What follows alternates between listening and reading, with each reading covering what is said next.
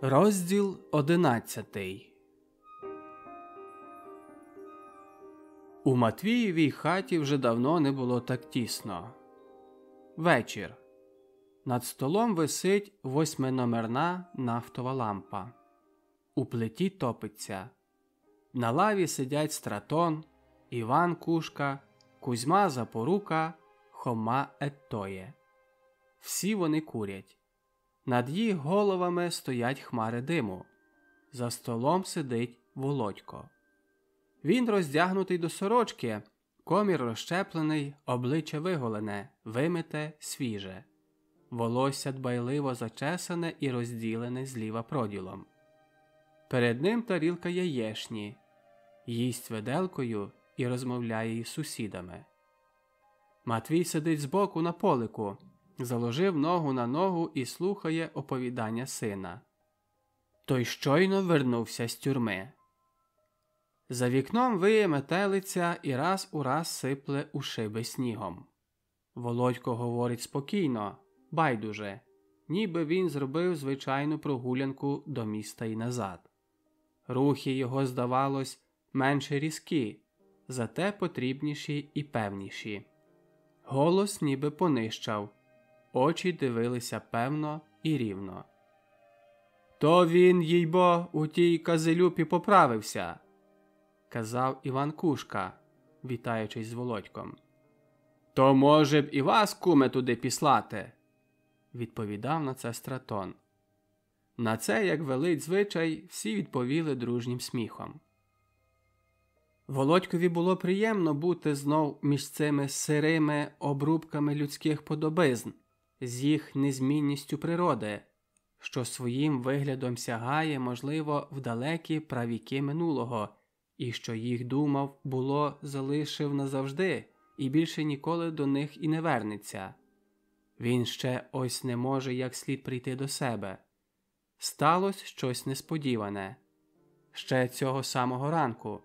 Гамір, метушня, тіснота, сморід, грати, а це ось знов запах махорки і тепло родинної берлоги. Рано о 9-й годині його викликали до канцелярії з речами. Боявся, що це може бути вивіз до іншої тюрми, а тут несподівано сказали, що він може йти на всі боки. Зайшов лишень до старости полагодити справу пашпорту. Бігав по місту, щоб знайти яку підводу, а тепер ось знов дома. Перед ним ті ось дядьки. Говорять, як і завжди, про порядки в світі, про Польщу, що, на їх думку, не вдержиться довго, про совєтів, які, кажуть, змінилися, про ціну жита, про вивіз гною на придатки. Стратон так само, як і колись, оповідає про антихриста Троцького. Безупину курить ті свої товстючі цигарки з бакуну і газетного паперу, від чого кінці його пальців і заріст під носом набрали кольору рудої глини. Іван Кушка купує знов землю і на весну виїжджає з Тилявки десь отуди за Шумське, під саму границю. Його численна родина так збільшилась, що змушений шукати також і більшого місця. Кузьма потовстів, збагатів, побудував нову муровану хату, помалював її рожевою барвою, покрив гладкою сивою черепицею. У нього сім'ї лишень 2 дочки, і цього йому досить. Хома Еттоє помітно постарів, його і так шпаковата борода побіліла зовсім. Його старший син Коваль давно відділився, перебрався на хутір, а живе він тепер з молодшим німим Романом і наймолодшим Олексою. Усі ті дядьки, що з ними свого часу мав стільки клопоту Матвій, вже давно тут обулися, вросли в нове місце і дуже його полюбили. Одначе, як і спочатку, тримаються від села здаля, їх мало обходять справи села, вони собі самі по собі. І дивуються, що отой Володько весь час тільки там і чапить. І що йому до села, щоб тільки дражнити поліцію? Але, як відомо, Володько думав про ці речі далеко не так само. Село для нього жива, велика, кровна справа, від якої залежить майбутність цілого народу. Усі ті сільські справи не лише сільські справи, а також його особисті справи, справи його роду, його майбутнього, його життя як життя і як місяць під сонцем. І особливо тепер. Ось він довідався, що за час його відсутності у селі збільшився один небезпечний рух. До слова прийшов Йон, що несподівано одружився з Ганкою, і тепер там на всю ширінь верховодить. І навіть ось зараз, не дивлячись на вечірню годину, ані на те, що тільки що прибув, як тільки наївся, встав і почав одягатись. Настя з Острохом лишень запитали: «Що? Ти хочеш йти? А куди?» «Вийду в село», – буркнув Володько. «Але ж там мете, світу не видно». «Кому треба, видно», – відповів спокійно він. Матвій, як звичайно, до слова не втручався, а сусіди дивувалися. Трохи згодом Володько був одягнутий, вийшов і пішов проти вітру в напрямку заходу. І коли вийшов, відчув стільки пружності і сили, що далебі не йшов, а гнався, біг, летів. Хотілося швидше там бути. О, як він все-таки зрослий з тією сірою просторовістю, заставленою купками солом'яно-білих хижок з тими прорізами розсвітлених віконець, з тими дядьками, тітками, запахом диму і гною, гавківнею собак, скрипінням воріт та криничних журавлів. Так, село. Ось воно довкруги в темноті. Тут затишніше. Вітер топчеться по верхах дерев і шумить навіжено. До очей сипле дрібним снігом. Віконечка в темноті ледве манячіють. Темна закутана постать. Добрий вечір. Копка, біла під ногами рівнина. А ось і читальня. Всі вікна світяться, через них видно людські постаті всередині. Володько рішає не заходити одразу до читальні. Це наробило б забагато метушні. Чи не краще було б знайти десь Сергія і розвідатись, що тут властиво діється, але він, напевно, тут в читальні. Вирішив все-таки йти до Сергія, і коли б не застав його дома, просив би когось, щоб його покликали. Але Сергій був дома і не сам, а з ним Кіндрат і навіть Антін. Звичайно, нудились, сиділи похнюплено, перекидались окремими словами, і коли відчинились хатні двері і в них появився у своєму жовтому кожушку і чорній кепці Володько, вони всі троє зірвали зі своїх місць, мов облиті окропом. «Свят, свят, свят! Чи не є це мара, хлопці?» – викрикнув, звичайно, неголосний Сергій. «Амінь! Справжня!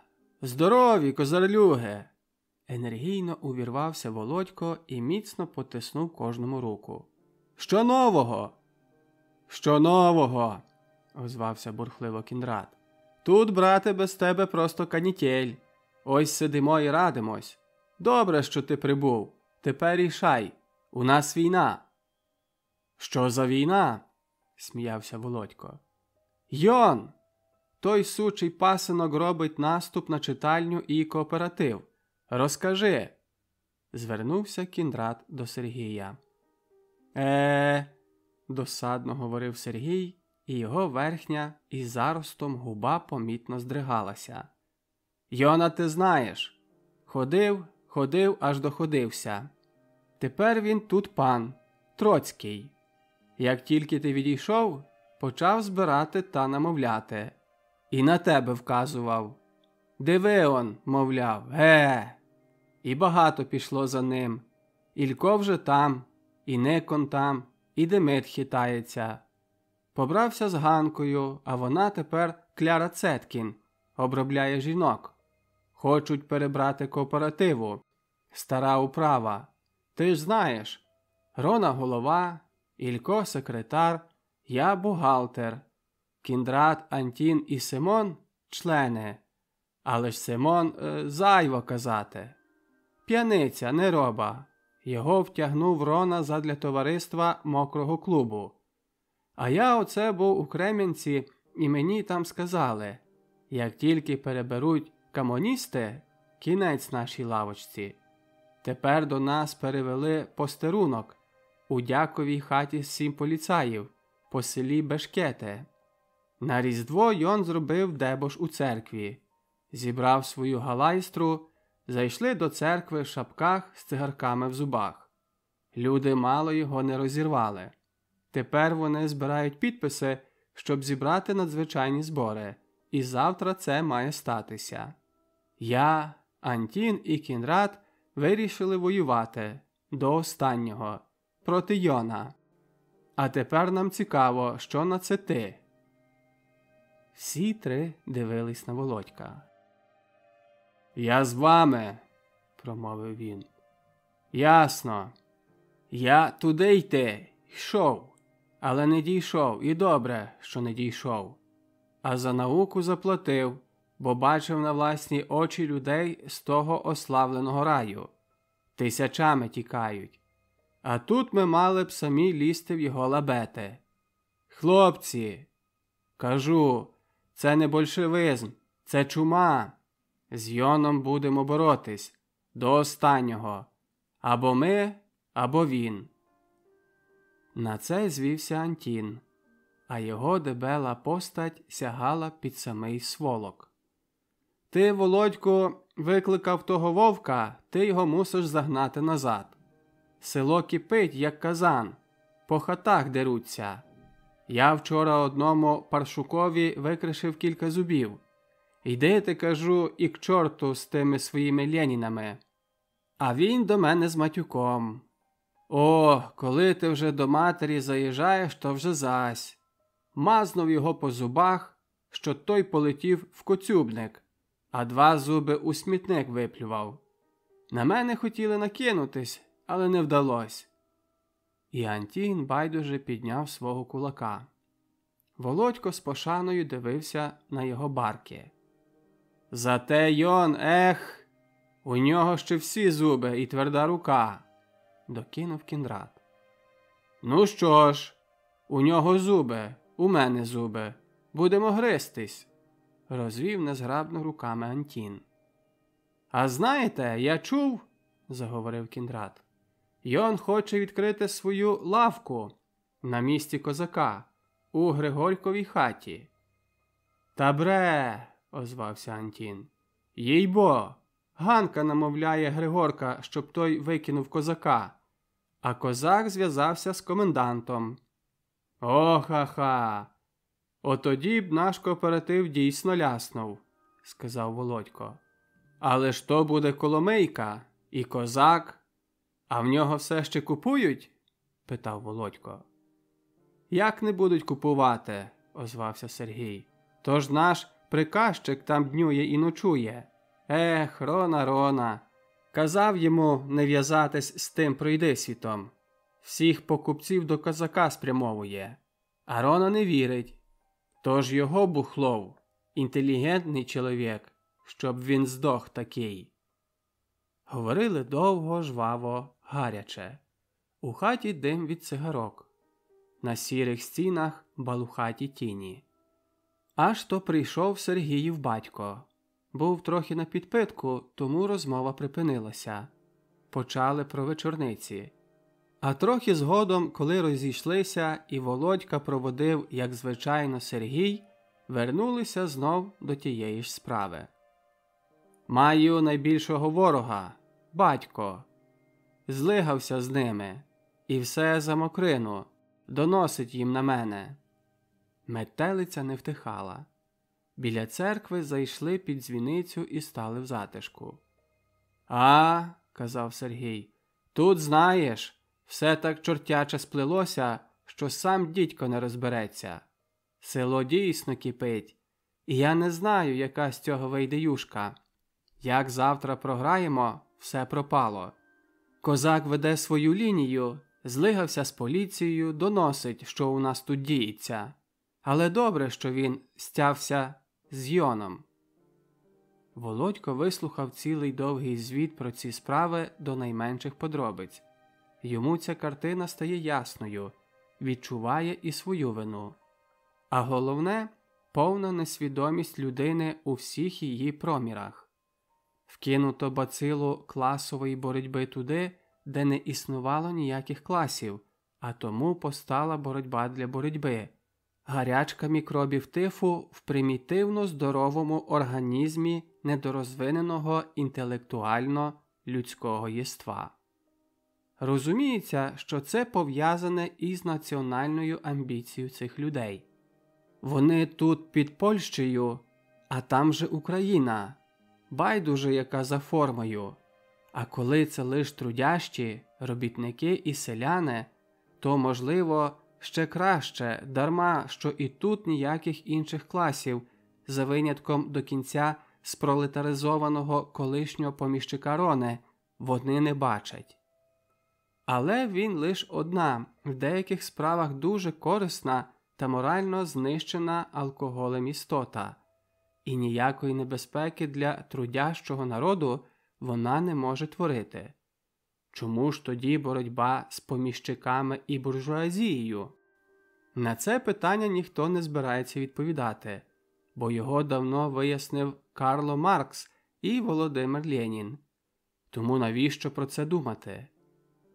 «А слухай, що з Наталкою?» – обережно запитав Володько. «Хворіє. Тяжко. Сухоти чи що? Не виходить ніде. Зараз, як ти відійшов, лягла. Кажуть, дуже простудилася. Десь там на полях ходила. Була, мов непритомна. Мокрина відвідує її. Я казав Ількові, не силуй її. Не хоче, то не хоче, але Ілько як Ілько, розуму в нього, як у доброго козла. Боїться, що заміж не вийде і зістанеться йому на шиї. Хіба ж Наталка з таких, що сидітиме комусь на шиї? Ілько страх проти тебе. То, каже, він все наробив. Його стримував Йон, думає, що ти з ним, але тепер як довідається. Знаєш, як то там у них водиться? Поки ти з ними – все добре, не з ними – біда. З тебе зроблять сміття. Це їх етика, також для добра людства». Володько мовчав.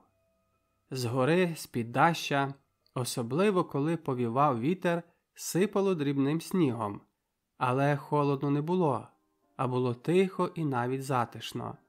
Лишень ті неспокійні думки і ті болючі відчування. «Наталка ані тепер не виходить?» – запитав Володько. «Ні. Лежить?»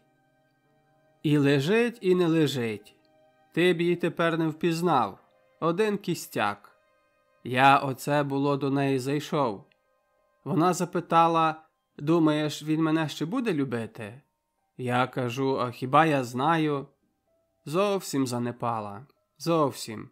Каже, я хочу вмерти. Попівська Ольга також вмирає. І взагалі у Ливинських, продовжував Сергій, тепер дуже кепсько. Вмирає також отець Клавдій. У хаті двоє вмираючих і обоє на сухоти. Гліба інспектор хоче перевести на інше місце. Роман пиячить. Олег залишив гімназію і перейшов до духовної семінарії, щоб уникнути побору. Одна матушка все ще держиться на ногах, але також дуже підупала. Володько, розуміється, мав про що думати. Йшов поволі додому, темна ніч, засипана снігом дорога, шумів вітер. І всі ці клопоти, що зібралися нараз, ніби зграя хижого вороння. Ще ж треба платити 30 злотих кари за пашпорт. А де ті гроші взяти? Нема ось за що сестрі чобіт купити. На сіль, на сірники, на нафту не хватає. А тут ще один суд над головою. Не сьогодні-завтра викличуть на суд за ті золоті монети, що їх відобрали на границі. І мало відобрали. Прийде нова кара. Добре, що бодай слідство припинили. Невідомо як надовго, але поки що видається все гаразд. А головне – те село, його болюча рана. Так багато було зроблено. Що буде з ним? Воно зовсім хворе. Воно в гарячці лихоліття і треба негайно щось робити. Другого дня Володько встав рано. Метелиця трохи ущухла, збиралося на відлигу. Матвієве подвір'я завалене заметами. Володько одразу взявся прочищати сніг, кормити коней, худобу. Матвій знов мав діло зі своєю спиною, а тому мусив зрання полежати. Настя зробила сніданок і покликала Володька. Снідали самі чоловіки, батько і сини. Мати поралася біля печі, а Василина виносила свиням помиї. За звичкою Настя почала бідкатися за Володька. Знов з тим селом. Мало йому старої біди, то шукає ще нової. Володько відповідав рішуче і остаточно. «Це, мамо, треба. Не можу стояти осторонь. Я мушу там бути. Господи, хоч щоб знов замкнули». «Замкнуть, то замкнуть». До розмови встрявав батько. «То є, як було і зо мною. Я вивів людей з Дерманя, купив їм тут землю, а ти бачила, що вони робили? Тепер господарі, а тоді мало мене не загризли. Коли б був піддався, затоптали б. Такі ми люди». Володькові ця батькова мова не дуже подобалась. Сподівався іншого. Він знає, що старому та його мандрівка дуже не була до серця. Він сердився, ні разу не відвідав у тюрмі. Старий як сердився, то сердився, але тепер це, здається, минуло. Володько розповів про кооператив. «Я то вже чув», – сказав старий. «Того чортового комунізму не допустіть. Я вже раз бачив його. В революцію. Досить». Володько не гаяв часу.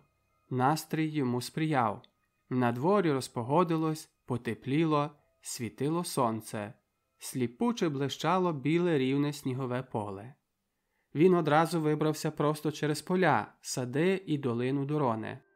Було біля години 10-ї, але Рону застав ще у постелі. Він читав щось з Купріна. У кімнаті, як звичайно, ліричний непорядок. А до того сьогодні додався ще й собачий холод. У сінях розчухраний Марко возився зі самоваром. «Володько!» – викрикнув Андрій Андрійович, коли Марко доповів про його прибуття. Прошу, розуміється!» Володьків вхід нагадував вихід на сцену якогось артиста. Рона був дійсно несподівано заскочений, не міг заховати свого вдоволення, просто як був у нижній білизні, зірвався з постелі і почав швидко натягати зім'яті доброї темно-синьої матерії штани.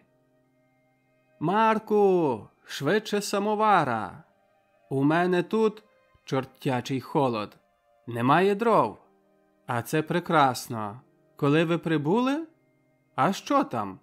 А як там? Кажіть, кажіть, кажіть. І дуже добре, що вас там на тій границі. Що? Недобре? Посидів трохи, велика справа. А ми тут по шию в клопотах. Безліч, жах. Сьогодні у нас загальні збори. Чули? Хочуть нас викинути. Ну, що ви скажете? Мене? З мого кооперативу? Тож я його викохав. Я вдержав його при житті. Тож туди пішли всі мої... У мене он нема за що дров купити, а йон – буржуй. Тобто за йоном я буржуй. Ну? Що ви? Кажіть. Ви, напевно, за йоном?» Володько спокійно посміхнувся. «Ні, Андрію Андрійовичу», – відповів він. З нами? Чудово! То ми будемо дужі. Але чого хоче той самий святий пролетарій Йон? Я ж йому казав: Йоне Трохимовичу, хочете до управи? Прошу, дамо вам функцію. Тільки працюйте. Ні, він, бачите, хоче сам керувати. Хоче викинути мене, Сергія, Антона. Але ж дурень, не розуміє, що без нас це діло не піде. Не хочу хвалитися, але ж всі недобори покривав я. Зі своєї і так порожньої кишені. Десятини продавав. Загляньте тільки до книг. Приватники нас б'ють і в хвіст, і в гриву. А він тут з тим комунізмом. Тож там ні одної грамотної людини. І сам Йон женився на куркульці і затіває он забрати місце козака. Як вам це подобається? А влада матиме блискучий претекст розв'язати всю ту нашу лавочку. Рона говорив поспіхом, шукав безпенсне на столику цигарки. Нічого не бачив, нервувався. «Марку, давай чай. Ви, Володя, вип'єте також скляночку». «Дякую, я вже поснідав». Вип'єте. Це вже обід. Не роздягайтесь, замерзнете. У мене недавно був турнір. Грали і комуністи. Але мене ті турніри зажируть. Ледве хватає на призи. А ваш браток вже засіяв на моєму озимину.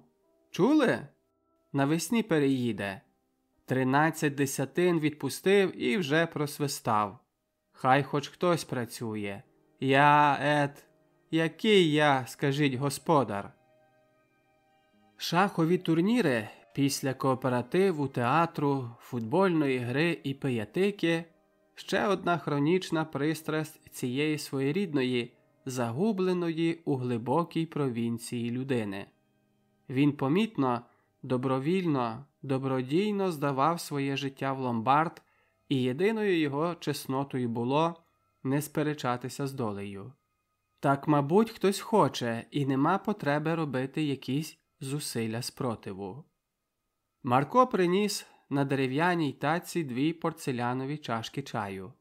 Обидва присіли до круглого, розколотого посередині мармурового холодного столика. Пили чай, і Володько своєю плутаною мовою – він завжди в товаристві Рони почував себе несвобідно – намагався пояснити поступування Йона. «Я знаю Йона», – казав він. «Як також, про що їм ходить. По-перше, Йон не з тих, щоб ділився з кимсь владою. По-друге, вони мають згори інструкції перебирати на місцях всі організації. Що ті організації під претекстом комунізму влада може закрити, це їх мало турбує. Для них важливе не організації, а настрій народних мас. По-друге, це буде корисне і цим, і тим, і там у Москві, і тут у Варшаві. Буде рух, фермент, невдоволення, покривджені. Причина для визволення тим і причина для ліквідації цим». «Можливо, – байдуже казав Рона. – Але у нас тут, то ж кооператив народові, це його хліб. Коли я відійду, що це їм дасть?» Володько делікатно перебив. «Дозвольте, Андрію Андрійовичу, хочу звернути вашу увагу на одну справу. Оповідають, що ваш приказчик приятелює з козаком». Володько на хвильку замовк. «І ще більше, що він посилає покупців до козака, навіть коли має потрібні товари у себе». «Не вірю», – рішуче відповів Рона. «Не може бути. Що бухлов сволота – так, але що аж така сволота – не вірю». «Але чим пояснити, що постійно маємо недобір?» «Бо мало купують, всі ідуть до міста». «А чому козак не має недобору?»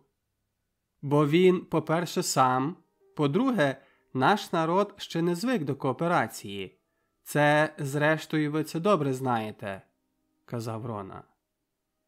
За 6 років був час призвичаїтись, коли же торгівля йшла, і були зиски. Розуміється, були зиски, бо були люди, зацікавлення. Тепер молодь думає за все, лише й не за те, що треба. Володько не вважав за потрібне вдаватися в суперечки. Він мав на це свій усталений погляд. Козак вів справу сам, особисто, незалежно. Кооператив – це інституція, форма, бюрократія, все догори ногами. У м'ясниці привезуть оселедців, у піст їх забракне. Але такі думки на Рону не впливали. До того ж він не економіст. Він тільки цю справу любив і в неї вірить. Хоча самої віри для цього мало. Зрештою, це ціла філософія. Тим часом треба думати про конкретне. Всі їх справи поважно загрожені і треба знаходити вихід. І саме про це йде мова, яка кінчається ген по обіді. «Ах, Володимире Матвійовичу!» – казав на закінчення Рона, весь зачаджений тютюновим димом. «Село – страшна потвора. Головне, що воно дуже глибоко вросло у землю, а треба б трохи і неба». Цього самого часу у хаті Трохима Пацюка, у тій самій низькій з малими вікнами кімнаті, де то за війни штабс-капітан Смірнов робив, звичайно, свій розчот за працю на окопах, велася жива нарада. Сиділи, стояли, ходили Йон, Ілько, Никон, Демид, кілька молодших парубків. Було і пару старших хазяїв – Терешко Соловей і Гнат Чорноокий. Одягнені у чорні ватові піджаки, настроєні ударно. Йон вів промову. Одруження надало йому поваги, і взагалі він, як казав Сергій, є дурний дядько. «Отже, кажу вам, товариші, наша перемога в наших руках. Маємо 75% членства. Я був у старости. Так і так кажу. Мусимо забрати діло в наші руки. Дамо молодших людей рухливішу управу. А то ці проп'ють. Сам пан Рона проп'є ту крамничку. Тепер ніби він її підтримує, але питаємо чому? Бо вложив туди свої гроші. А коли не стане грошей, що тоді? Пан Рона набирає все в борг, розплачується раз на півроку, капіталу нема. Його приказчик веде коншахти з козаком. Це ж ми всі знаємо і знає це пан Рона. Але чому не розчитають Бухлова? Бо ж з ким пан Рона, коли прийде до крамниці, буде грати в шахи? Це, товариші, ніякий жарт, а правда. Гниль, залишки зі старого часу. І чи треба це терпіти далі? Відповідь на це була проста.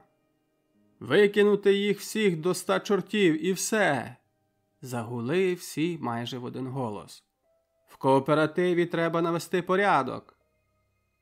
До Йона підступив маленький, згорблений, у підраному ватовому піджаку, спитий дядьчина. Це Сергіїв батько Макар.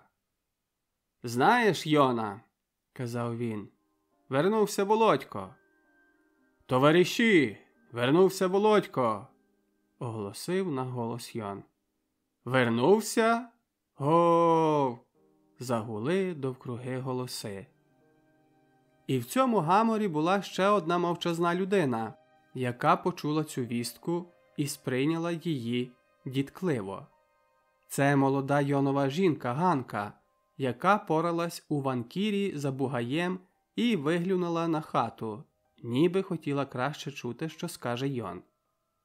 «Ви його бачили, Макаре?» – запитав він. «Був у нас вчора». Йон не питав більше, але Макар сам додав.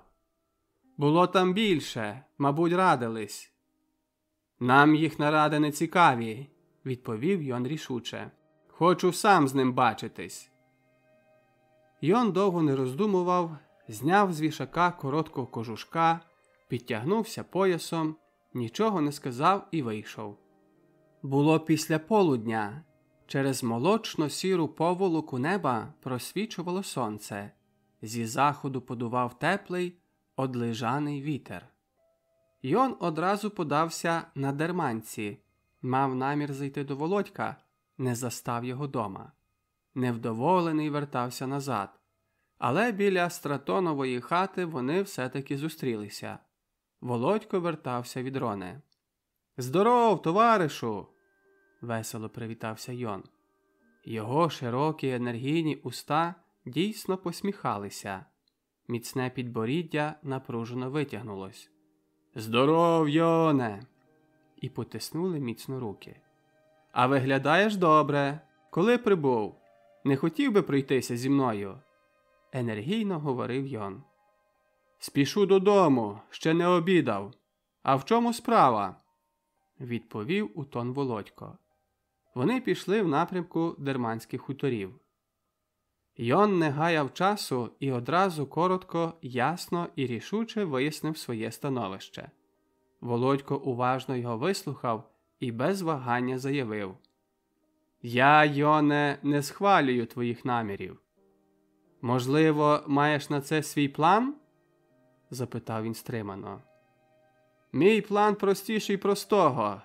Не розбивати села партійними чварами, кооператив лишити кооперативом, увести хіба до управи кількох енергійніших членів і звільнити Бухлова.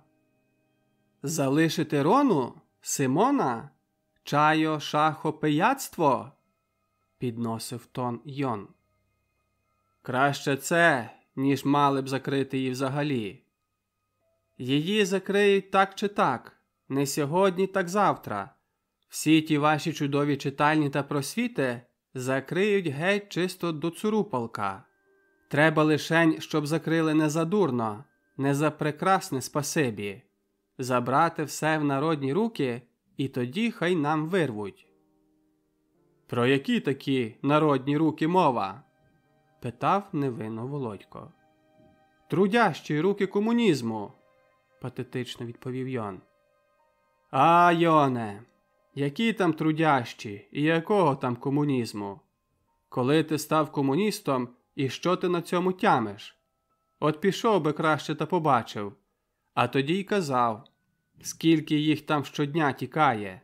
З наших селян такі ж комуністи, як з тебе китайський мандарин. Я ніколи не мав ілюзій з цього приводу, але після того, що я там побачив, ні-ні-ні, тепер мене на це не візьмеш. Бачу, і не сумніваюся. Видно, там тебе напомпували. І так скоро. Не маємо про що говорити. Ти там не був, а судити по втікачах може хіба сліпа курка. Всіляка та буржуазна сволота, класова наволоч, відпадки народу. Тікають, бо знають чому». «О, напевно, знають. Але ти не знаєш. Ти лиш можеш сердечно блюзнірити. І коли б ти це розумів, це був би страшний гріх. Але ти, не дивлячись на всю твою бундючність, звичайна жалюгідна, замотиличена вівця. І одного разу, пам'ятай, ти будеш гірко розчарований», – казав Володько і дивився гостро до очей Йона. «Так ось за що пустила тебе офензива», – відповів в'їдливо Йон. «Ніяке диво. Аж тепер ми тебе розкусили, куркульська тивоша. Має щастя, що ти туди не попав, але ми і тут з тобою порахуємось». «Ха-ха-ха», – розсміявся Володько. «Бідний, зворушливий біднячок Йон, світовий пролетар, ха-ха-ха, до побачення». І Володько приспішив крок. Йон було на хвилинку зупинився, був приголомшений. Спочатку не знав, що сказати, такої реакції він ніяк не сподівався. Сердито дивився у спину противника, ніби бажав і його знищити, а потім круто повернувся і швидко пішов назад. Ці дві чорні постаті на білому тлі землі таїли в собі початок глибинної і вічної протидійності, що на тій, можливо, побудовано і саму цілість дії у всій її маєстатній красі і славі. «Тут приходив отой, як його?» – казав Матвій, що зустрів Володька, виходячи з клуні запорошений, як мірошник. «Йон!» – допоміг пригадати йому Володько. «Еге, хотів з тобою говорити», – казав Матвій, обкидаючи з бороди куряву, що набралася цілими френдлями. І до цього додав: «А як воно там? Чи не міг би і я заглянути на ті ваші збори?» Володько здивовано глянув на батька. Що це, мовляв, має значити? Він ще ніколи не чув, щоб батько якось цими справами цікавився. «Певно, що можете», – відповів він. «Це дуже важливі збори, навіть дуже важливі». Одразу, як тільки Володько пообідав, він знов подався на село. Не міг допустити, щоб не бути там завчасно. Ціле село було на ногах. Ще далеко перед початком зборів люди стягалися під будову кооперативу. У самій будові, у малій кімнатці продавця, відбувалося приспішене, надзвичайне засідання управи. Володько не був її членом, але попросив дозволу там бути. Андрій Андрійович сидів на своєму місці голови, курив цигарку за цигаркою, дивився поверх свого пенсне і нервово ворушив своїми повними устами. Всі члени, навіть збунтований Ілько, були присутні, але в цей момент центром уваги був Симон. З ним діялось щось дивне. Він сидів збоку на лаві розчервонілий і розгублений. Про нього саме йшла мова. «А, Володько, сідайте. У нас тут забавна штука», – казав Андрій Андрійович. «Гідна пера, як не Шекспіра, то бодай Гоголя. Наш старий, добрий, бідний чоловік Симон, іменуємий Зелотом, задумав нас залишити. Признатися, я завжди був переконаний, що він майстер на всі руки, але такого, їй-богу, не сподівався. Ось послухайте, яким обдарував він нас апостольським посланням», – казав Андрій Андрійович своєю вченою мовою. Симон, як жар червоний, звівся на ноги і, затинаючись, почав говорити. Андрію Андрійовичу, я прошу не робити з цього кпини. Кожна людина має своє сумління і...» Андрій Андрійович йому в тон перебив. «Дорогий Симоне, дуже прошу, не думаємо гвалтувати вашого сумління. Ми тільки ще раз хочемо посмакувати вашою пречудовою, високовченою теологічною елаборацією». Невідомо, чи Симон зрозумів відповідно ці слова, але він, заїкаючись, сказав: «Ну то, може, я з дозволенієм вийду. І звільняйте, будьте всі со Христом». Він встав, смиренно зігнувся, втягнув голову у плечі і вийшов. Виглядав на блаженного, і коли за ним зачинилися двері, захриплий Кіндрат зауважив: «Трохи забагато пив. Вступило в голову. Ось прочитай, що він там накатав». Кіндрат взяв зі столу сірий папірець і подав його Володькові. Володько намірився читати мовчки, але Кіндрат вимагав: «Вголос! Хочемо всі чути! Маємо другого Йона з другого кінця».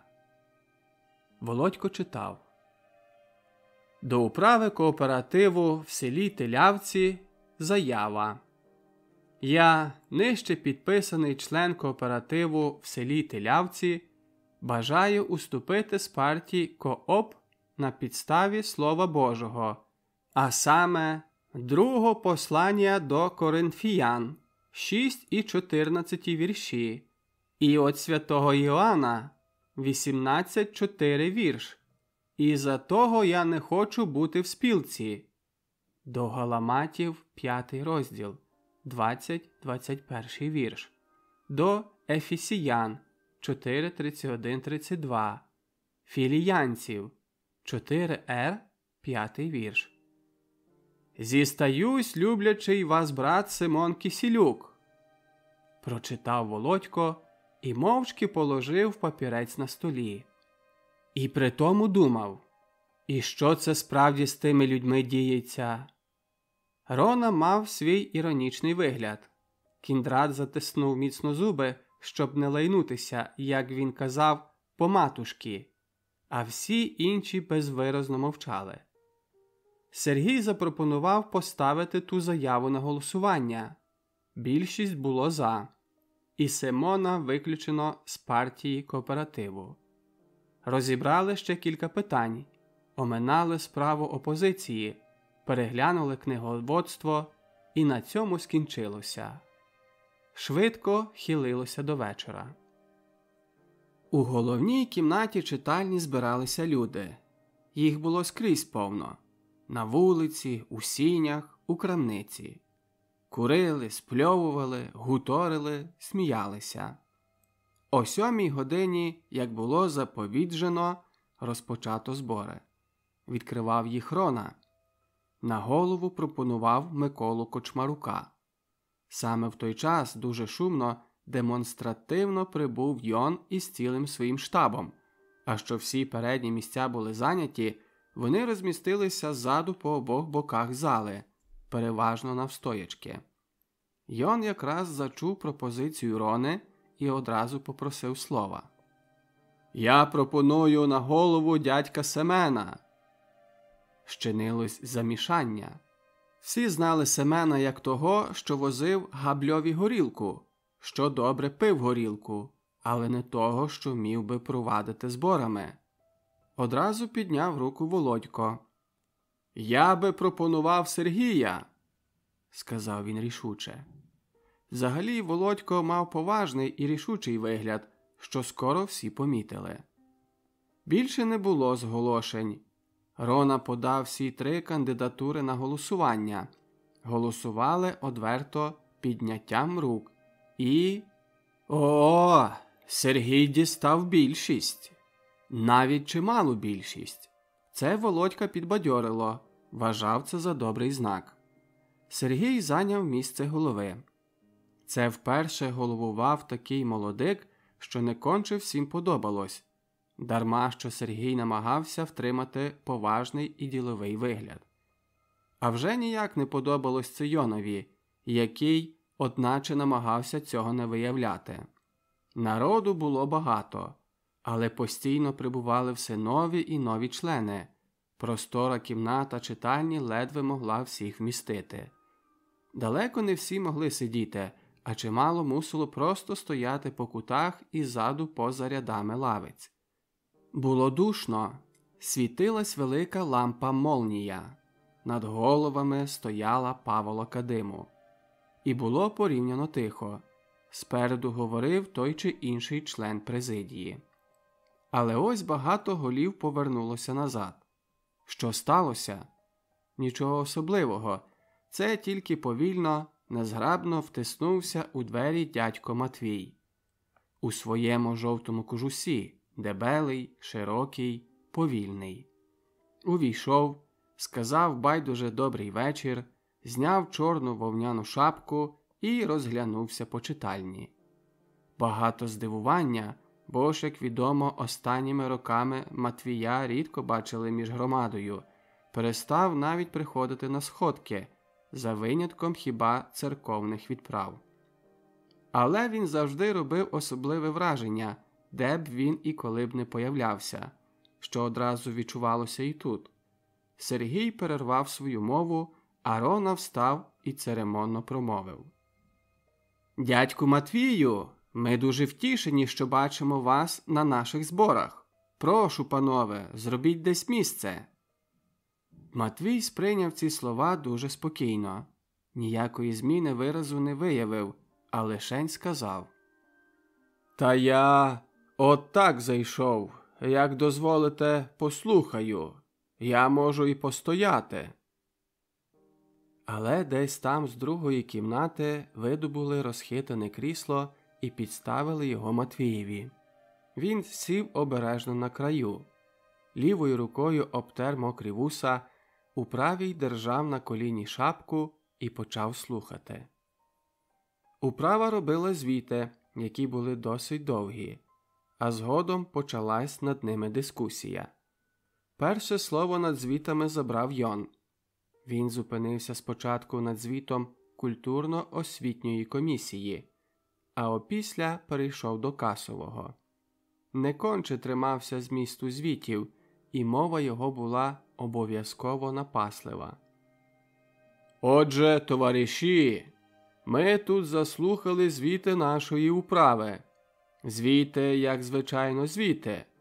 Вислухали, скільки то зроблено відчитів, як то страшенно багато маємо різних газет, як намучились наші інструктори, і, розуміється, багато такого іншого.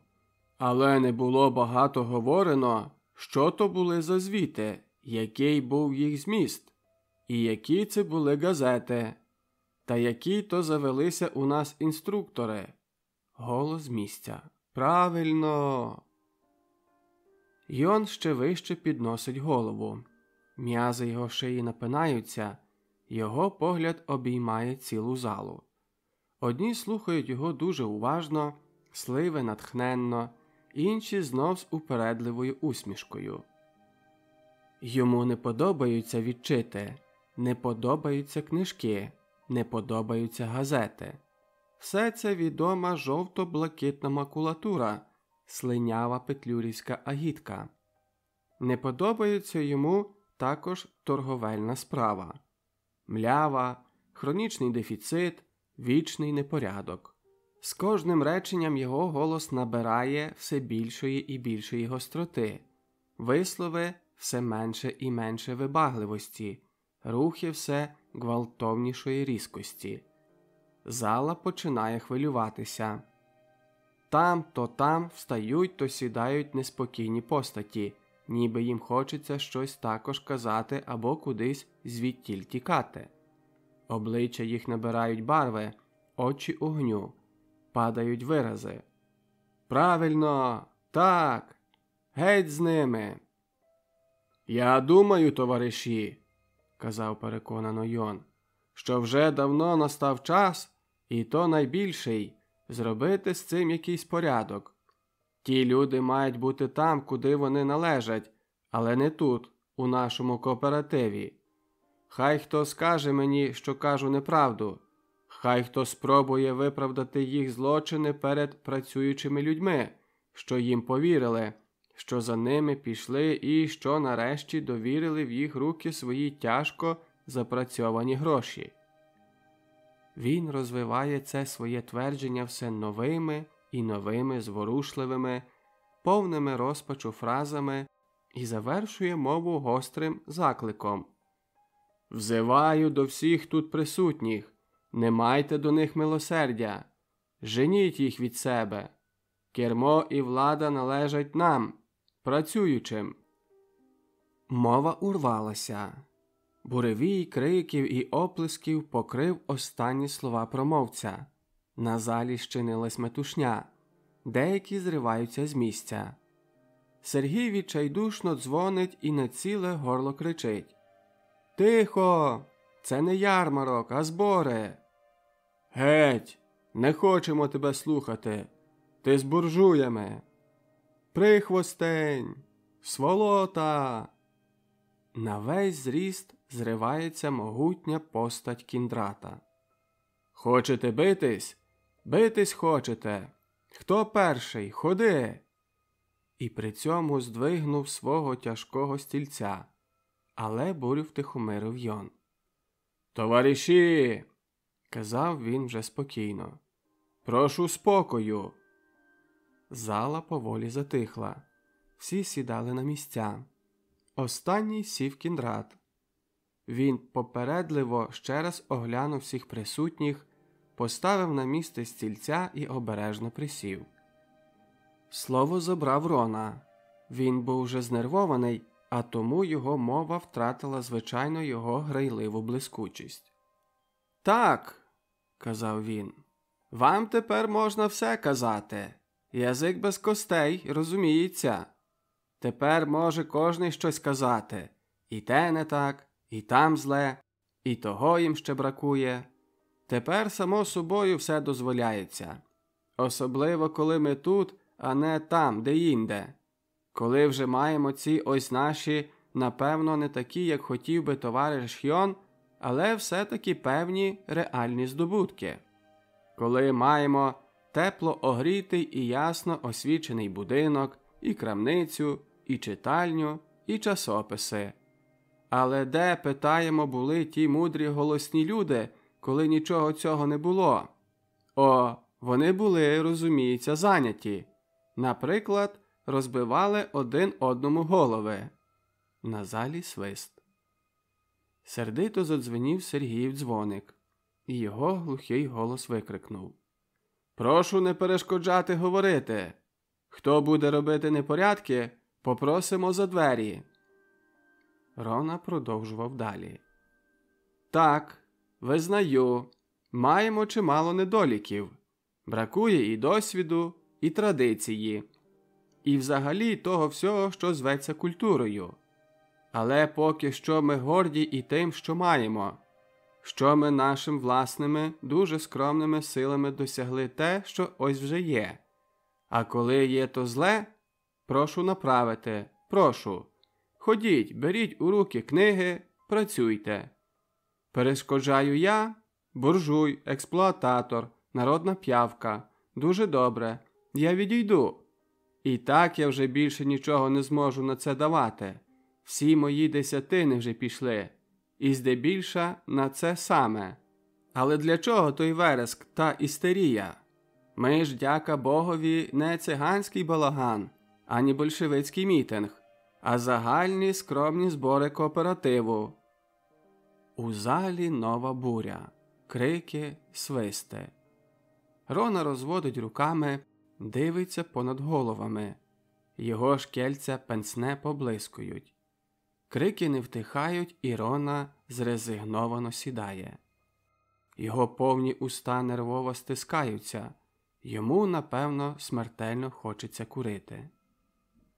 До слова зголосився Володько. «Поки що слово має Андрій Андрійович», – кричав Сергій. «Я зрікаюся», – махнув той рукою. «Тоді прошу Довбенка», – сказав Сергій. Володько встав, гамір на залі втихомирився. Його давно вже не бачили і були цікаві, що він скаже. «Я», – почав він, – «не маю наміру і не можу говорити багато і красно. Є дивно і одночасно приємно ствердити, що, порівнюючи за короткий час, я не пізнав свого власного села. Видно, життя жене нас в шию, і ми все-таки рухаємось. Ще вчора ми німі раби, а сьогодні, диви, вже кричимо на ціле горло. І непогані маємо голоси. Шкода, що нема диригента, а то вийшов би добрий хор. Хочеться думати, що старі знані часи святителів архієпископів Антонія та Євлогія минули безповоротно, коли то було «молчать і не розсуждать». Трохи гірше, що вони лишили по собі спадщину. І досить таки тяжку, досить глибоку і досить погану, якої ми ще не скоро позбудемось. Ми ще все і все, паки і паки, не знаємо самі себе. Раз монголи, раз хахли, раз малороси, а тепер ось ще одна нація – товариші. Хтось звідкільсь щось нам нашепче до вуха, і ми вже готові за те розпинатися, битися, ненавидіти один одного. Отже ж, здавалося б, що кожний з нас має на плечах свого власного баняка, і кожний щось там у ньому варить. Та будьмо ж нарешті самі собою, думаймо своїми головами. Тож маємо ми і свої справи. Наші, кровні, тутешні і нетутешні. І мова, і освіта, і культура, і господарство, і політика. Чи маємо розпинатися лишень за когось? Кажемо товариші. Певно, що товариші. Але мусимо також знати, хто вони, звідки вони і чого вони від нас хочуть. Ви знаєте ось мене, я знаю вас. Знаємо себе як облуплених. Скільки з'їджено разом капусти, скільки випито оковитої, скільки наспівано, натанцьовано. Але ось враз ми чуємо, що ми, тобто моя скромна особа, є якийсь непрацюючий елемент, що я надавав вам якихось недобрих газет, поганих книжок, що я буржуй, що Сергій мало не якийсь банкір Морган. Тут ось між вами і мій батько. Хочете мені вірте, а хочете ні. А я ніяк не менше працюючий, ніж наш шановний товариш Йон. І книги, які ми тут читаємо, все-таки наші книги, нами написані і про нас написані. І газети, які ми читаємо, наші газети, видані у Львові, у Луцьку, і нашими людьми, про наші справи. І я ніяк не можу зрозуміти, чому вони не подобаються нашому товаришеві Йонові. Але я чую і бачу, що йому подобаються інші книги і інші газети, видані десь інше, і кимсь іншим. Дуже добре знаємо, що то за книги і що то за газети. Там на них написано: «Пролетарі всіх країн, єднаймося». А хіба ж ми пролетарі? Ви, я, всі тут присутні. Ось хай нам наш товариш Йон пояснить, що то є пролетарі. Це є ті люди, що нічого не мають. Ні кола, ні двора, ні навіть імені. Їм навіть кажуть, що вони не мають батьківщини. Маркс каже їм дуже виразно: пролетар не має батьківщини. Він лиш сам по собі голий, босий пролетар. І що такі люди мають в цілому світі поєднатися? Добре, хай собі на здоров'я єднаються. Але мені невідомо, чому товариш Йон і нас закликає до їх товариства. Ми тут у нашому селі живемо з діда-прадіда і ще прапрадіда. Тисячі і тисячі років. Це наша земля, наша батьківщина. І маємо ми тут поля, городи, садки, хати, клуні.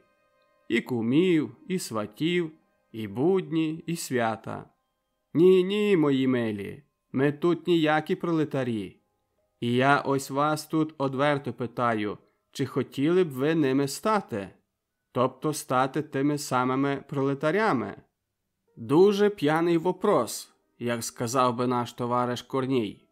Бо ціла кумедія в тому, що ті самі святі пролетарі, об'єднавшись поки що лишень на території Царської імперії під командою поміщицького сина Леніна і куркульського сина Троцького, рішили силою накинути свою владу всім людям усієї країни і все населення обернути в пролетарів, відобрати від них все, хто що мав, зрівняти їх з тими найбіднішими і почати життя від печі. На їх мові це зветься диктатурою пролетаріату. На мові людській це було б насильством, безправ'ям, грабунком. Але саме така штука на нашій землі, отам далі, за Шумськом вже переведена. Пролетарями Леніном і Троцьким, за допомогою таких пролетарів, як наш бундючний товариш Йон. На залі почувся сміх. Смійтесь, не смійтесь, але це гіркий жарт. За це мільйони людей позбавляють життя, виганяють з дому, розбивають родини, ув'язнюють, засилають. Зрештою, ви їх всі ще бачили. Пригадуєте ті всілякі розвёрстки, уравніловки, продналоги, ліквідації із ліжков? Все на фронт. Як то частенько обчищали вони ваші хліви, комори, засіки, сади. Обіцяли все дати, але поки що тільки все забрали. І коли дадуть, невідомо. І тепер там одно лиш виразно ясно. Люди не мають чого їсти. Так, мої шановні друзі, не мають чого їсти. І не мають чого одягнути. Вони обідрані, босі і голодні. І тисячами тікають через всі границі, ниби набиті всі наші тюрми. Їх ув'язнюють, їх вертають назад. Найнещасливіші сотворіння роду людського – пролетарі над пролетарями. Колишні такі ж селяни, як ось ми тут, на цій землі. Батьки, мами, брати, сестри. Дорослі, старі і діти. Чи хотіли б і ви такими стати? Відповідь тепер за вами. Закінчив Володько свою мову. І після цього сів. Це зробило помітне враження. На залі щинились оплески. Йон миттю зірвався з місця і викрикнув: «Я прошу слова!» «Поступила пропозиція припинити дискусії», – відповів Сергій. «І мушу подати її на голосування». «Я прошу слова», – вперто домагався Йон. «Не можу дати слова, поки не проголосуємо пропозиції», – стояв на своєму Сергій. «Слова! Слова! Слова!» – кричали прихильники Йона. «Тихо! Ви не худоба, і це не є хлів!» – безцеремонно відповів Сергій. Але зала не втихала, а скорше навпаки. Всі встали з місць, і ті, що були за, і ті, що проти. Кіндрат не витерпів і знов вхопився стільця. Навіть Матвій, що так уважно і спокійно слухав все, що говорили, не видержав і встав. «Люди добрі!» – казав він. Хтось з публіки викрикнув: «Тихо! Дядько Матвій хочуть слово сказати!» Всі оглянулись на Матвія. Зала поволі втихала. Деякі сідали на свої місця, а згодом трохи заспокоїлись. Матвій незграбно, як завжди, як і все, вів свою мову. «Люди добрі!» Повторив він ще раз те саме речення. Його голос спокійний, майже тихий, але слова звучали твердо і виразно. «Помиріться! Ну, за що тут мова? Я не маю що більше сказати. За мене сказав син. Я ще трохи додам ясніше. З большевизмом нам не по дорозі. Ми люди, а там злодії. Я їх бачив не раз і ніколи не забуду».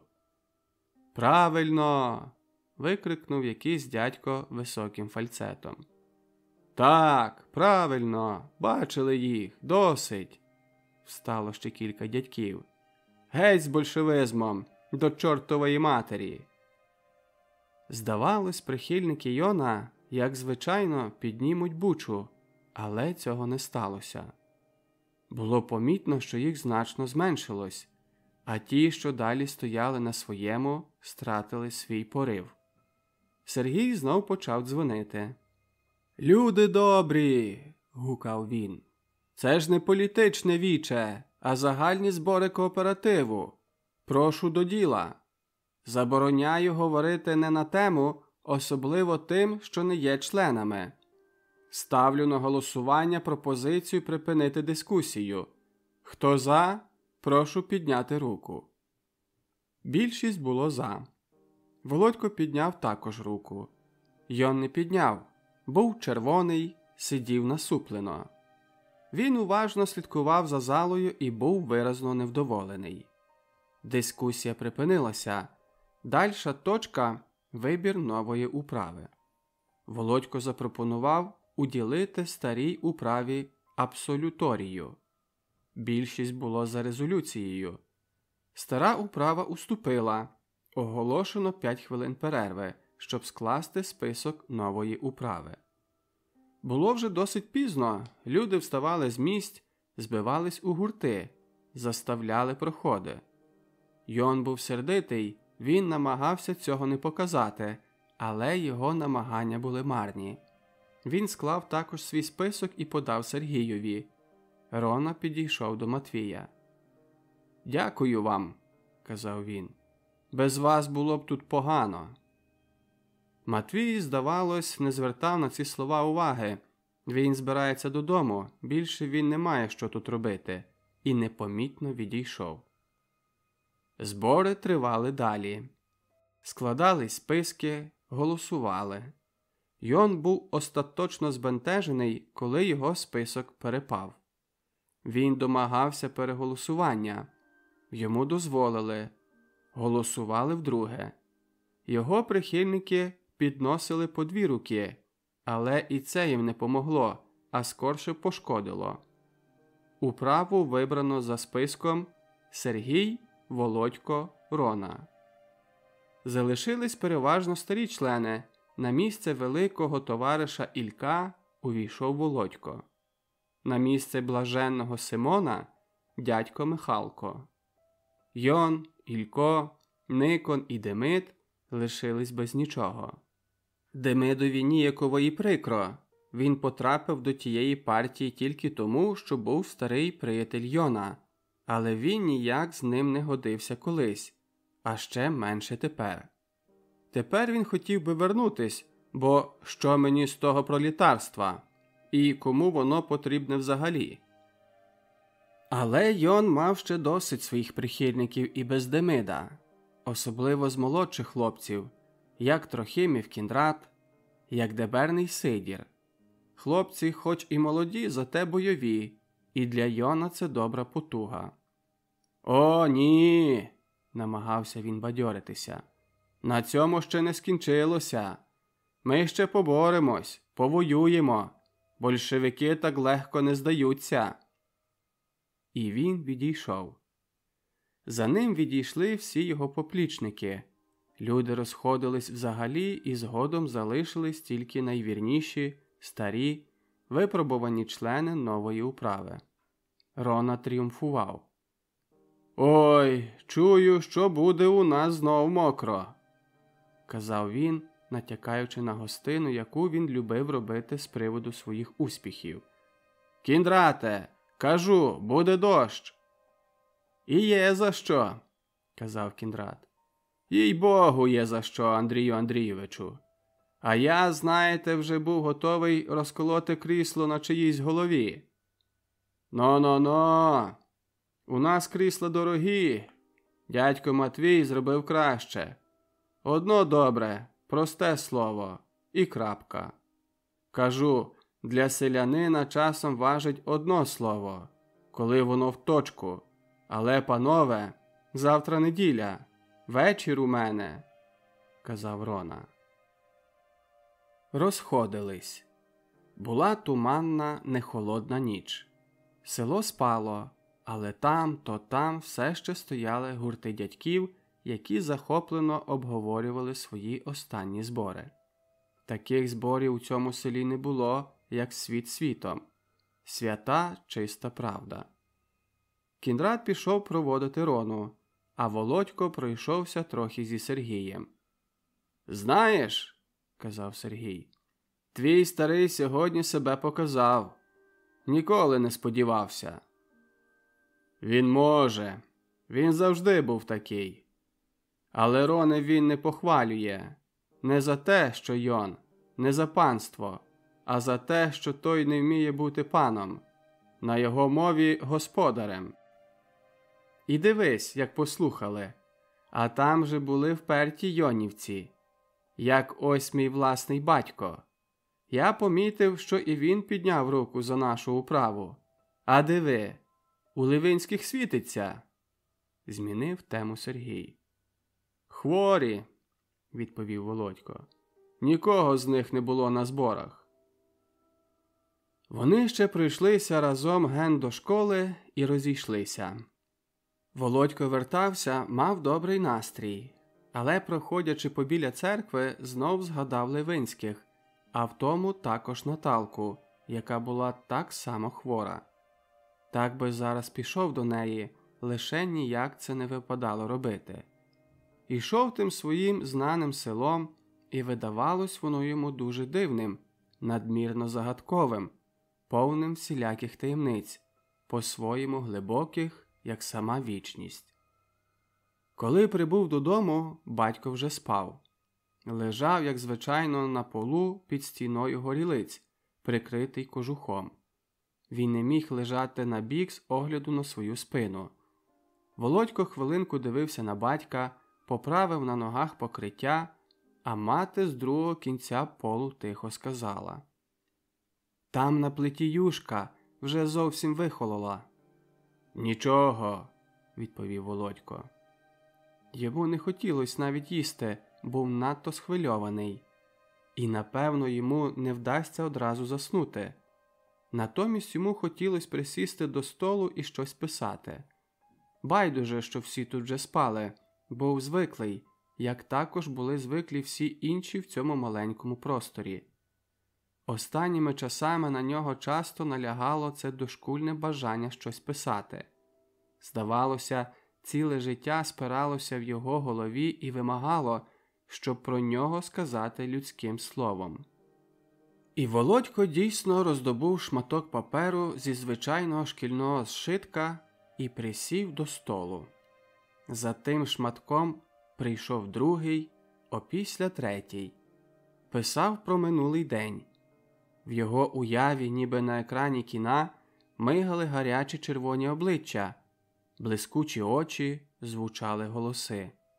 Він зовсім забув, що це ніч і що треба також віддати їй данину.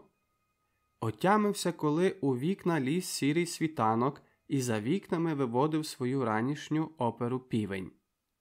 А коли прокинулась мати, вона злякалась. «Дитино, то ти ще не спав?» Я зараз, мамо!» – відповів він, дуже швидко роздягнувся, приліг тут же на лаві біля столу на готову постіль, прикрився грубим рядном і заснув. Юшка на плиті так і зісталась стояти прохолола.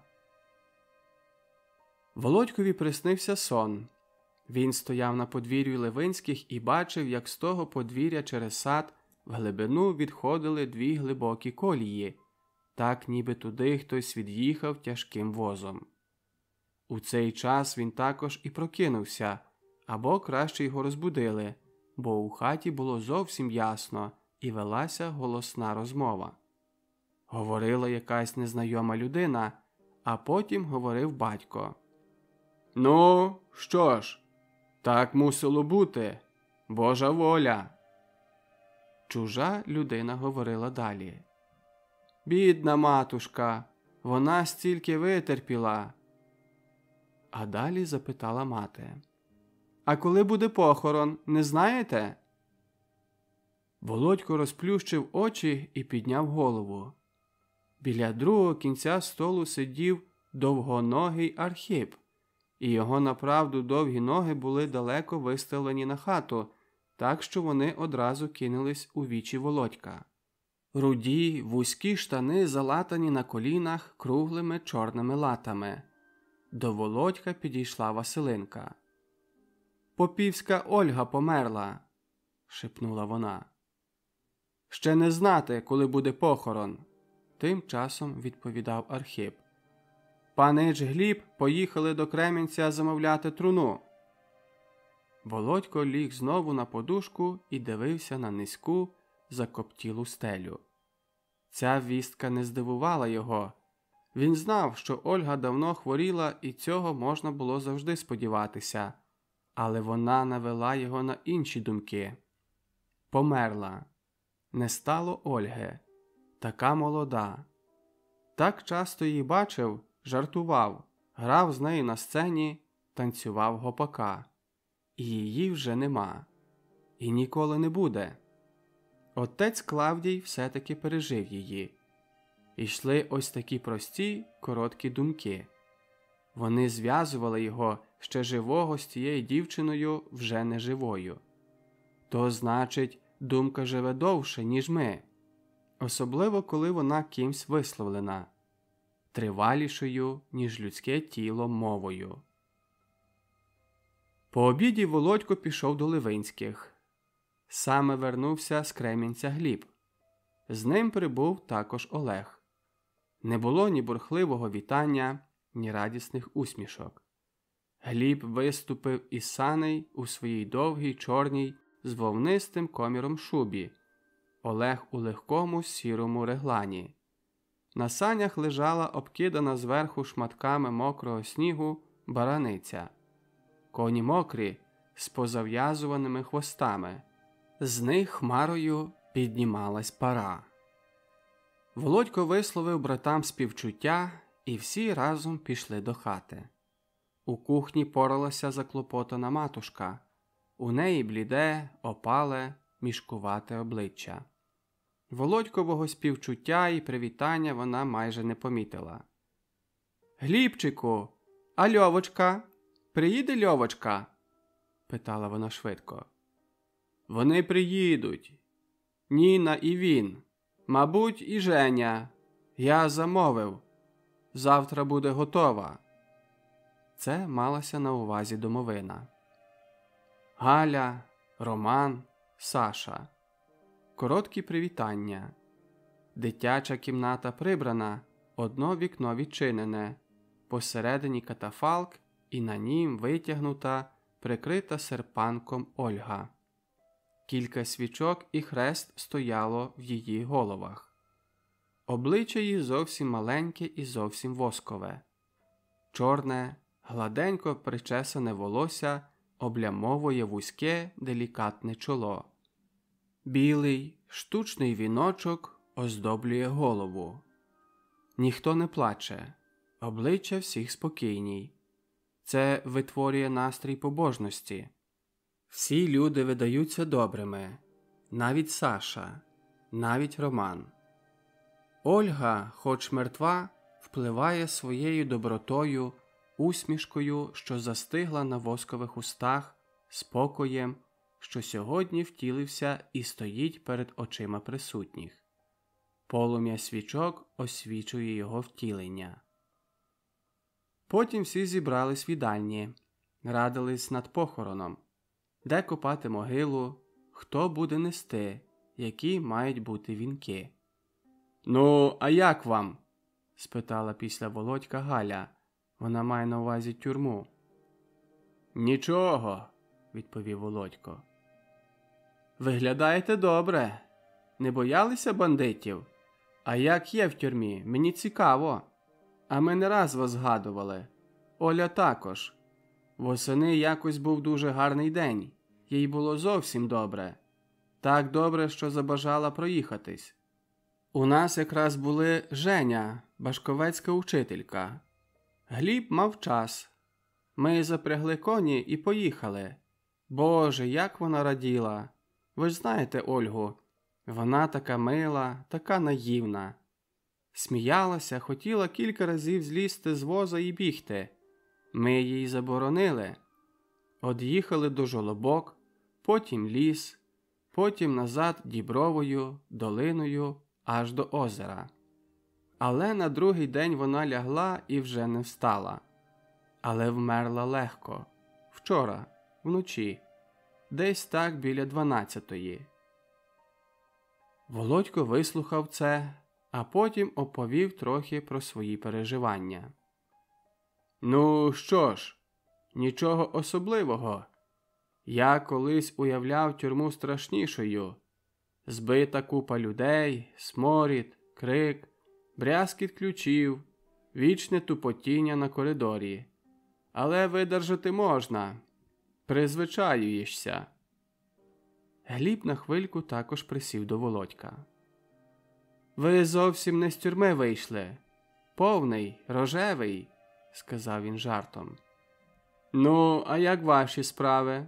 – запитав Володько. Ліпше мовчати».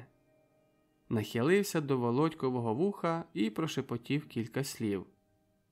«На другу осінь мене пересадять», – добавив уголос. «Пан інспектор цього року був до мене так ласкавий, що сказав: пане колего, віншуй пану, пан бензе пще ложний до ліпшого місця». А коли були в моїй кімнаті, знов зачепив портрет Шевченка. Щось йому той Шевченко страшенно не подобається. «А куди, не сказав?» – запитав Володько. «Ні, не сказав, але я вже знаю. До Шумська. Буду вчити жиденят. Мені все одно, але мама, вона буде сама. Школа вже пропала. Я вже вчу тільки 2 рази русинського. Це на тиждень. Навесні має бути тут плебісцит. То нічого не поможе. То все так собі, забавки». Перейшли на вчорашні загальні збори. Але Гліб не має багато часу. Треба йти. Прийшов Олег. «Що тепер робиш?» – спитав він Володька. «Може б ти розповів про своє, як там велося?» Олег також питає за тюрму. Володькові вже набридло відповідати. Він жартівливо сказав. «Тюрма – чудова річ. Це є теперішня школа. Ціле наше покоління відвідає цю установу. А ти в семінарії?» «Як бачиш. Не зайдеш сьогодні вечором до Рони?» «Пішов би, але... Ти ж знаєш, хто там буде?» «Багато. Андрій Андрійович святкує перемогу. Вчора ж був бій». «І ти підеш?» «Мабуть. Я тепер мушу скрізь бути. Тюрма збільшує бажання жити. Ніде не здавалось життя таким привабливим, як там. І тепер дійсно хочеться жити, хочеться змагатися. У мене кругом неприємності. Маю ще суд, але все-таки настрій добрий». «Суд?» «Так. Батько мав необережність дати мені перед відходом 6 золотих 5-рублівок. Їх у мене забрали, та ще й подали до суду. За моє жито мене і набито. Але пусте, вишкрябаюсь. Тепер не хочеться про таке думати. А знаєш, що мені влізло в голову?» «Ну?» «Думаю заснувати в нас дружину копаного м'яча. З театром кінець. Більше дозволу не дістанемо». «А думаєш, піде?» «Чому б ні? Тільки шкода, що хлопці розбились на 2 половини. Але все одно, на весну беруся за це діло. Я вже над цим думав. Нема кому тренувати. Я ж нічого не тямлюся в тій справі». «А Михайло Рона? Він грає добре, тільки чи захоче він іти на село? А ти спробуй з ним поговорити. Він ентузіаст». Потім Володько встав. Треба йти. До Левинських приходили і відходили різні люди. Приїхала стара Роничка. Ольга була її похресниця. Стара увійшла, вся закутана старомодними шалями, і одразу пішла в дитячу кімнату. Олег провів трохи Володька. Прийшли аж до церкви. Вечоріло. Небо затягнуте сірою хмарою, і починає падати рідкий, тихий, лапатий сніг. На вулиці проти козака стояв гурт людей – чоловіки і жінки. Між ними Володько пізнав Ганку. У чорному довгому пальті, зав'язана гнідою теплою хусткою.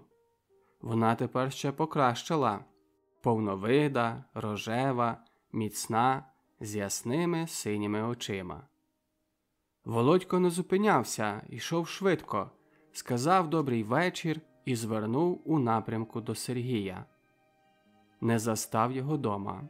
Був тільки його батько Макар і сестра Мотря. Макар, видно, спав, тепер звівся з розбитого ліжка і закурив цигарку. Голова його розкошлана. «Не знаю, де він», – понуро буркнув на Володькове запитання. А після додав. «Ну що ж, ти з панами?» «З якими панами?» «Хіба не знаєш?» «Знаєш добре, но, тобі то не мене даром». Володько подивився на нього. Той курив, дивився вниз, спльовував собі під ноги і розтирав чоботом. «Сергій пішов до Рони». сказала Мотря. Прибігала 2 рази Григоркова Вірка, щось йому шептала, а потім він пішов, взяв книжку і пішов. Володько вийшов з хати і подався назад вулицею. Біля школи зустрів ту саму Вірку. «А я вас шукаю», – сказала вона. «Була в Сергія, і то 2 рази». Вона дивилася на Володька весело, її гарні карі очі сміються. «Може, ви зайдете до нас? І тата нема, і мами нема, а Терешко десь повіявся. Я сама. Вас хтось хоче бачити. Зайдете? Можемо задніми дверима. Перед Козаковою лавкою багато людей». «Хто ж то хоче бачити?» «Все будете знати, постарієтесь. Побачите». Володько зайшов з Віркою до хати. Дійсно, не було нікого. За стіною в крамниці Козака чути гамір. Перед вікнами на вулиці гурти людей. Часом хтось приходить новий, чи відділяється і відходить. Дехто йде вуличкою до Ливинських. Швидко проїхали санки, запряжені парою гарних коней з балабонами. Хата розділена на 2 кімнати. Вікна від дороги завішені серпанковими завісками. «Зайдіть до кімнати», – сказала Вірка. Володько зайшов. Біля столу сиділа Ганка. Нероздягнута, так як її перед тим він бачив. Володько не виявив ні здивування, ні радості, звичайно привітався, вона була також поважна і байдужа. «Я хотіла тебе бачити», – сказала вона. «Ще вчора почула, що ти вернувся». Коротка перерва. Вірка в цей час вийшла. «Ти здивований?» «Ні, Ганко». «Я вже 2 тижні Йонова». «Знаю». «Так сталося. Я...» Вона опустила очі вниз. Довгі вії прикрили їх. «Я не знала, як все буде». Мова її затиналася. Слова виходили нерівні. Володько присів на лаві, заложив руки в кишені і витягнув ноги. Дивився в її обличчя. «Все добре, Ганко, так», – сказав Володько. «Ти добре зробила. Я не маю нічого сказати. Те, що між нами було, ну, Боже мій, так буває не раз і не тільки з нами. Життя обертається і все обертає з собою». Ганка мовчала. Володько встав. «Я мушу йти», – сказав він. Ганка підняла на нього очі. Її погляд можна було читати. Такий він був виразний і ясний. Він казав: «Ще почекай, ще не все сказано», але слів не було. І Володько намірився вийти. Навіть не подаючи руки, вже на порозі почув: «Володьку!» Він повернувся і зупинився біля одвірка. Допитливо дивився на неї. «Я хотіла тобі сказати, вчора Йон був дуже сердитий, дуже сердитий. Ти його оберігайся». В той час у сінях хтось застукав. Чути рішучі, енергійні кроки. Ганка швидко привстає, вона когось пізнала. Так, швидко відчинились двері і увійшов Йон. Володько не встиг відступити в другу кімнату. До того він і не мав наміру це робити. У хаті робилось темно. Першу хвилину Йон не міг роздивитися, хто є. Він ще раз обтупав сніг на чоботях і швидко проговорив: «Є хто? А, ти? Дядько є?» Кинув погляд далі і побачив Володька. Це Йона здивувало. «Здоров! Що тут робиш? Бавиш мою жінку?» – сказав він енергійно. «Це добре. Старе приятельство. А де дядько?» – звернувся знов до Ганки. Ганка була схвильована, але відповіла спокійно: «Дядько з тіткою на хрестинах». Володько насторожився. В його вухах звучали ще останні Ганчині слова, і ось перед ним сам Йон. Високий, дуже сердитий. Ні, він не сердитий, але пруткий і енергійний. Він зробив кілька кроків до Володька, круто повернув, швидко присів, але по часі встав знов. Володько слідкує за ним очима. Ось він підходить щільно до Володька. Руки має в кишенях, очі мружить, уста кривить у в'їдливу усмішку.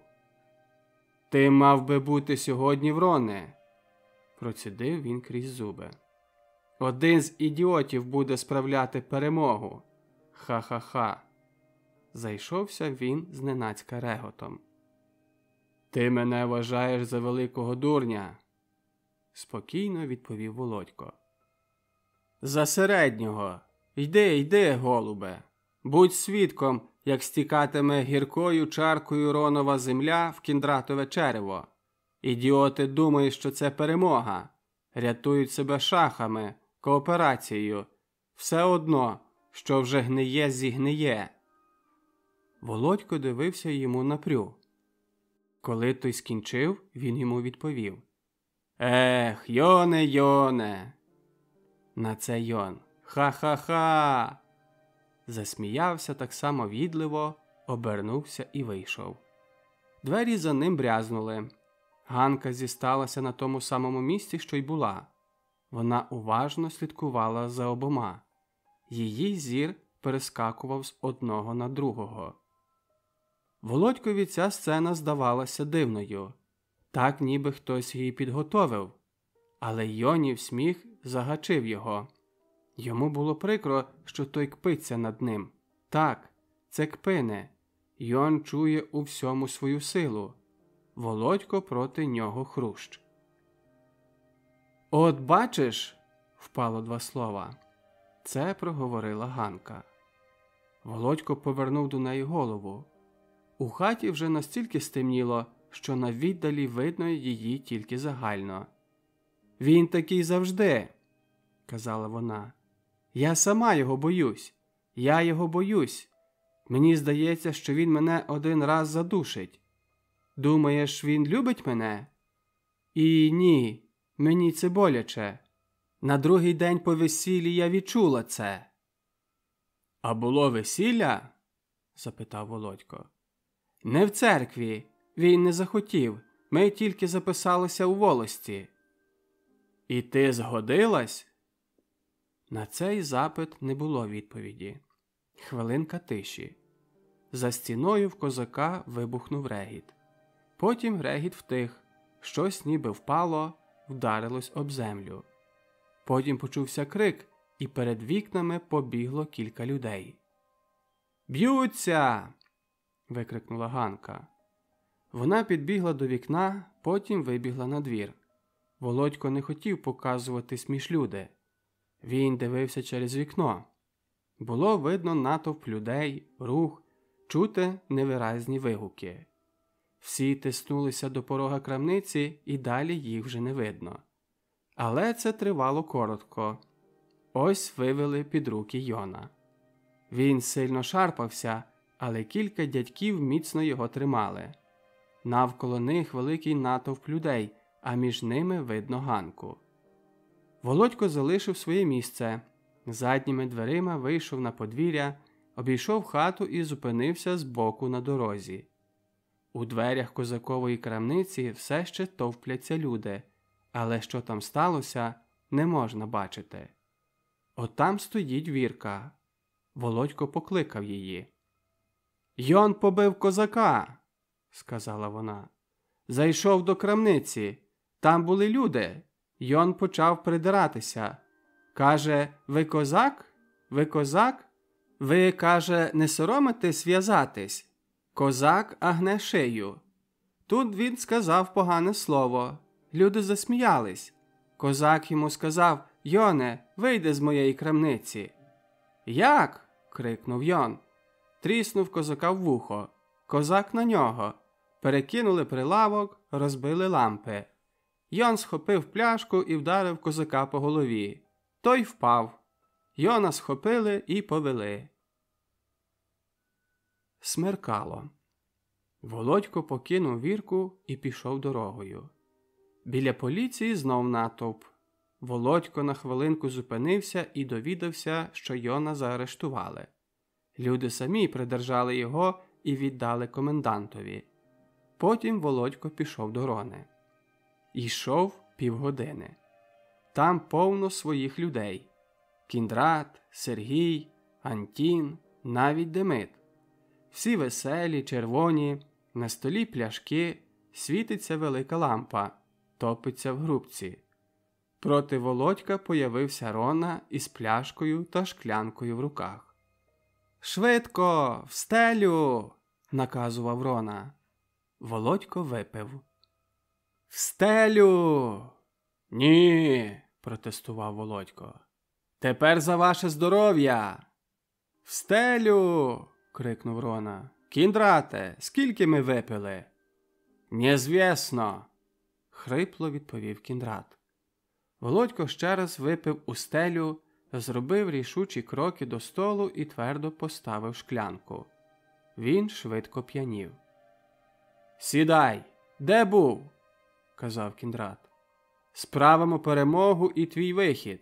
Хай згине наша комуна, хай живе. Ех, все одно, ми трохи дійсно ідіоти, але мусить і так бути». «Брось дурака валять!» – крикнув Рона. «Ідіоти, хто не вміє жити, а ми живем». «Правильно!» – крикнули всі хором. «Быстры, как волны, все дни нашей жизни, что часто короче к могиле наш путь. Налей, налей, товарищ, за здравною чару!» Затягнув фальшиво Рона. Йому підтягнули Антін, Кіндрат. Володько мовчав. Йому хотілося закусити поганий смак горілки, але не було чим. Відчував, що всі його нерви опадають, що голова туманіє. Вже давно не пив горілки. Голова не хотіла триматись на в'язах і все хилилась. Кіндрат міцно вдарив рукою по плечах. «Що?» – крикнув він. «Втомивсь? Володькові ще одну. Гей, хто п'є, тому наливайте, хто не п'є, тому не давайте. Закури. Ось табак, перший сорт місаксудій.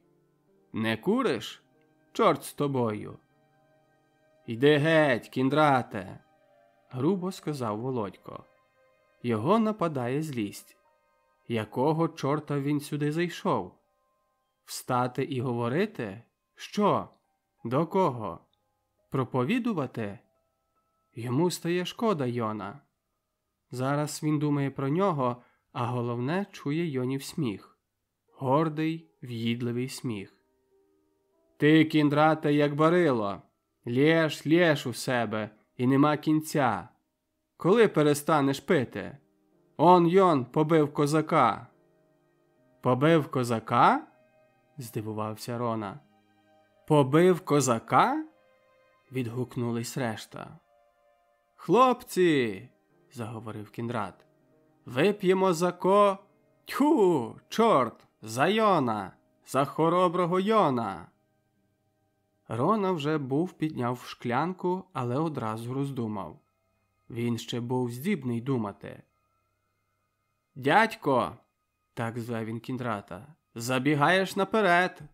Наш Йон скінчить на шибениці. Так, це безперечно. А цікавий і винятковий тип. У своїй останній п'єсі...» У цей час увійшов новий гість. Всі знов встали. Був це Олег. Олег!» – продовжував мову Рона. «Якими вітрами?» Пригадав, що в Олега померла сестра. Намагався стримати настрій. «Пробачте, дуже і дуже пробачте. І матушку Лідію Константинівну перепросіть за мене. Сьогодні я не міг. Якраз веселе перебило смутне. Але я заїду завтра зложити мої співчуття». «Але ти все-таки вип'єш? Вип'єш?» – переставав Кіндрат. не чекав на відповідь і наливав. Олег, між іншим, розмовляючи з Роною, взяв чарку, не дивився на неї, а говорив. Потім ніби пригадав, що в нього чарка, кинув на неї побіжний погляд, проговорив за здоров'я всіх і вихилив. Кіндрат налив ще. «Я, – казав він, – розумію. У мене також вмирали сестри. Пий, пий, брате. І предки наші колись пили за померлих. А ми також. Як це ти кажеш, Володьку? Тра-тра. Традиція, – підказав йому Олег. Трамтадиція. Чудово. От слово, хоч і не наше. А що всі пили, то це так. Пили, небіжчики, завжди і скрізь. Родились – пили, женились – пили, вмирали – пили. Купували щось – також пили. А продавали – пили. Ух, і пили. А ми, браття, також. Не відстаємо й ми. О, ні. Бо от я так думаю. Наша родина, ну, як вам сказати, мала, безсловесна, нудна. Сидить, чухається, як Сергіїв батько, і думає, як наш Тараско. Все думає та зо всіх боків думає. А вип'є чарку і одразу рух, мова, спів. Гори верне. Подивись на одного, коли під чаркою. Не мужик, а людина. Щось їм, нам, вам, усім бракує. Мабуть, ми надто тверезі. Ні, Володьку? Скажи от ти. Ти завжди нас навчав, а тепер мовчиш і також думаєш. І горілки не п'єш, і дівчат не так любиш, і не куриш. Ну, от кажи, неправду кажу, га? Не є ми до чорта тверезі, і коли щось до чогось мусимо трошки п'яніти, щоб показати себе. Юнаки. Ми всі юнаки. З бородами. Невідважні, і віриться, і хочеться, та мама боронить. «Кіндрате, закрий сплювачку!» – проревів Антін. Кіндрат урвав мову і подивився на Антона, на Сергія, на Рону, на всіх по черзі. «Що?» – гостро запитав він. «Образив кого?» «Бога!» «Ні, жартуєш. Бог на таких не гнівається. На п'яних ніхто не гнівається. П'яні роблять гріх – нічого. Б'ють слабших – добре. Рвуться наперед і завжди своє беруть. Але я тебе, мудреця, одного й другого спитаю, як бути п'яним без оцього?» Він загорнув широкою долонею пляшку і стукнув нею об стіл. Швидко подивився на всіх, очі бігали. «Мовчите?» «Так. Ніхто не скаже. Без цього ми швах. Ми ніщо. Ми отакі». І показав рукою при самій землі. «А я вам скажу, що є люди на землі, що й без цього п'яні. От як завжди п'яні. От такі, як ми тепер. Ні, Володьку?» «Йон каже, що ми ідіоти», – проговорив понуро Володько. «Ха-ха-ха!» – розреготався Кіндрат. За ним посміхнулись інші, кожний на свій лад. «Кажеш, Йон? Йон ще нічого не знає. Йон ще зелене. Він на фронті не був. Він смерті не бачив. Він ще літає. А-а-а!» Зненацька зупинився Кіндрат з піднесеним, брудним, зачовганим пальцем. «А знаєте, ми маємо п'яного і без цього. Йон! Він! Ах, чорт бери! Він большевик, а ті п'яні. І через те вони беруть. Ні, Андрію Андрійовичу. Тож ми з вами як-не-як, а гниємо. Ми старі, добрі люди, що л'ємо пляшками горілку. А ті сучі діти. Треба б хіба й нам щось таке. П'янюче, отруйне, щоб кров заграла, щоб ми могли бити козака за те, що той зі злими людьми, що видає нас, що продає. Та ж ми мовчимо, ні? Мовчимо. А йон б'є його». Тут Кіндрат різко урвав слова. Дивився на всіх своїми глибокими, малими очима, що бігали ніби в сліпця. Здавалось, він намагається щось особливе побачити. Здавалось, перед ним завіса димова, і він швидко шукає місця, куди б можна глянути і побачити. З його уст виривались і бризкали навкруги слова. Спочатку смішні, потім поважні, ще потім сердиті. Всі дивилися на нього, і, хоч у всіх очі п'яні, бачили, що Кіндрат паленіє не тільки від горілки, але і сам від себе. У ньому вже щось засіло і вимагало прояву. У ньому є другий Кіндрат, і це всі відчули. Ну, але де його прояв? Це питання вже не раз ставив собі Володько. Це розумів також Сергій. Рона над цим не думав, бо його думки йшли в іншому напрямку, але йому не чуже розуміння дійсності. Хворої дійсності, п'яної і нерозумної. Одначе цього досить. Всім обридає таке положення, і всі піднімають чарки. Дзвенить шкло, переломлюється світло в чистій рідині, горять променисті очі, гримить сильна пісня. Антін, Демид, Олег. З другого боку Кіндрат, Сергій, а над всім Рона. Десь опівночі всі вийшли. Глибока, чорна, мов угіль ніч. Все мовчить, тільки вітер поволі по верхах дерев ступає, зачіпаючи ту чи іншу галузку.